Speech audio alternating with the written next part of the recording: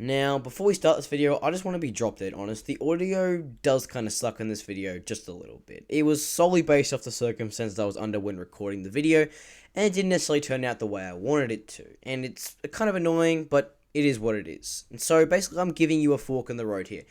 If you believe that the only thing that matters in a video is the audio, and being in the presence of anything under a $4,000 microphone and a team of 25 people editing said video and adapting to the audio for your standards, click off now. But I'm assuming if you're watching my channel, you're probably not the kind of person, and you're more just here for the information side of the video. And I do honestly believe that the information I give in this video, not crediting myself, but I do believe it is just a generally good take to have in terms of what I'm going to be sharing in this video. So stay, don't stay, your choice. But further ado, people who do want to stay, let's get straight into the video, shall we?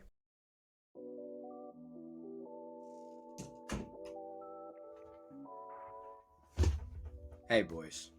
So recently I've been getting tons and tons of comments on some of my newer videos where I talk about things like my Beast Tiger army, expanding that army, my models inside that army, what I've used to build, sculpt, paint, and whatever in that army. And just really kind of like any video where I talk about buying anything from a GW respected title, or just from GW in general. Like I said, I get tons of comments on people basically saying, I'm not getting into Warhammer because of X. I don't know how you ever got into Warhammer because I'm not getting into it because of X. The reason I'm not getting into Warhammer is because of this, I don't know how you do it, and things along those lines. Now, the reason people aren't getting into Warhammer from my comment section does vary greatly, I've seen. But the biggest reason seems to be price. People aren't interested in any of the Warhammer titles, or really want to get into it, or even expand on current armies, simply because of the price.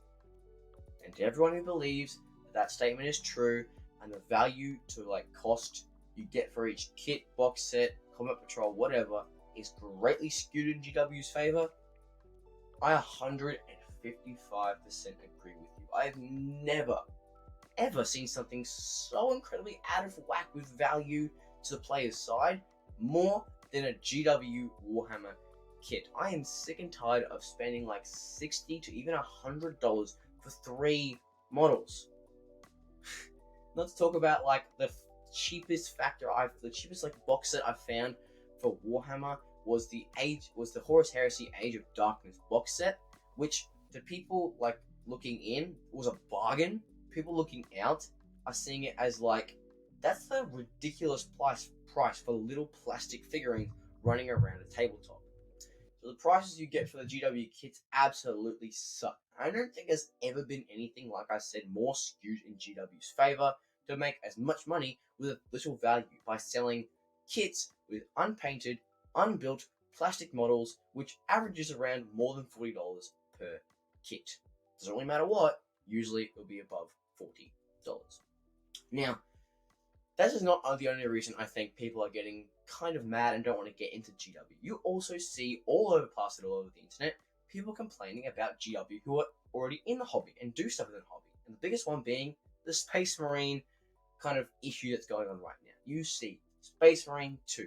All the Black Library books that are coming out are based off the Primarchs and the Horus Heresy, rewriting the Primarch stuff, and even going in depth further for the Horus Heresy, which we should completely get over by now because it's done, it's finished, the final book is written. Can we move on now? No. GW wants to milk the Space Marines and the Primarchs even more in the book series, and even in the tabletop perspective, GW just keeps pumping out Space Marine after Space Marine after Space Marine, and reworking those kits, where other models sitting in other armies are suffering greatly with like 20 to even 30-year-old kits sitting there, people still using them. And this is also further introduced by the drama of people complaining about the codex one-sidedness. You know, how there's been 2 codexes releasing, each kind of release per codex.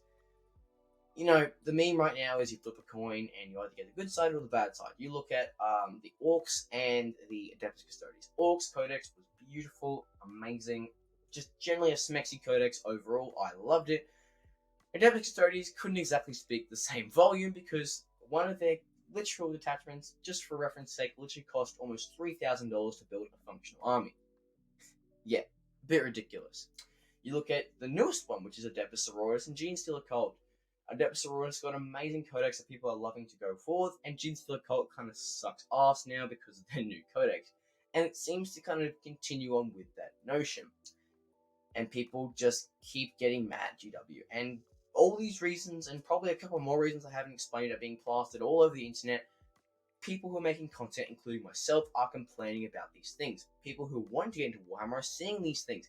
Some of the most recent videos I'm seeing from people are like, Warhammer is too expensive, how to save money in Warhammer, how to get a good codex, how to play with an unfunctional army, and all these kind of negative things that kind of drive GW into the ground, which are people who are playing this game, make the game more or less try and make it better by making somewhat of a protest through the internet.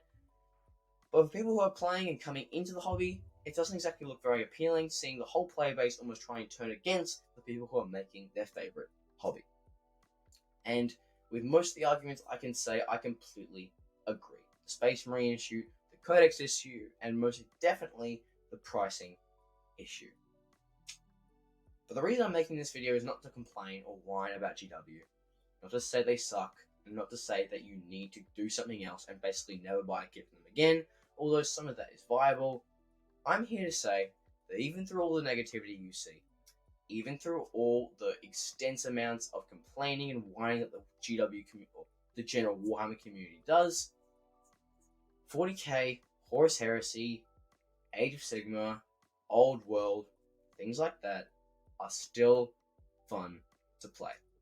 At the end of the day, they are still a fun hobby to do. That's why we're all still doing it. That's why you see people and coming into game stores, playing with each other, painting with each other, having fun memories. I'm in tons of Warhammer chats in my local community, and the amount of times people are actually just insulting each other, laughing, saying they enjoyed the game, or even when I just go to a general store and watch people play because I haven't played in a while, I have seen and just see the smiles on people's faces, having fun, just generally having a good time with something they enjoy. And I know you can say that GW is expensive and they have their issues and they're honestly not even a very good company overall, but what company is? You look at video games, you need to spend thousands sometimes of dollars and even more if you have a PC just for like PlayStation Plus and the Xbox Pass, whatever. I didn't play Xbox, but the point being, you gotta keep spending money to play online games. Not only are the people inside the games, EA, Respawn, things like that, making so much money out of the in-game purchases, people spending hundreds of dollars, thousands of dollars a year on video games just for doing something they could play for free. You look at motorsports, for example, people will spend upwards of $10,000 on something they only ride once a month, drive once a month, use once a month. People who are into something, obviously this does vary based on what hobby you do, people who are into something will invest time and they will invest money. And I'm not subsiding that GW makes correct decisions based off pricing, based off anything really. They are quite a one-sided company and they are out for money. But like I said, who isn't? What I am saying is that the 40k games, the idea of the 40k games, and the overall premise of these games are still fun. I've had some of the best time playing these games I ever had before. Bringing new friends together, having these conversations, talking about these things, I love it. I love nerding out. I love having something I can just talk about, I'm knowledgeable about. I can just go ahead and find people who are also knowledgeable about, play this game, have fun, and generally have a good time. So if you're watching these kind of negative videos, people complaining about GW's codexes, the pricing, the Age of Sigmar, like whatever, just remember, don't completely base your knowledge off that. Just go watch people playing 40k. Go watch people playing Age of Sigmar, go watch those things. And you'll see people having a good time. At the end of the day, this is still a fun hobby. And I don't want people completely neglecting it simply based off the bad kind of rumors that are being spread and the bad stuff. Now, yes, it is a dodgy company. I don't know how many times I want to say this more, but it can still be a fun game in the end of the day. So what I'm saying, GW is still bad. I don't really like GW as a company overall. I think they're pretty sketchy and they make some bad business decisions. But they've still made fun games.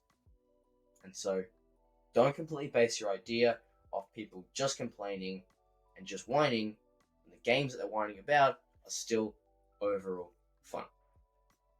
So that's going to be all me today, boys. I hope you enjoyed this video. Do all the cool YouTube stuff. And, well, see you in the next one.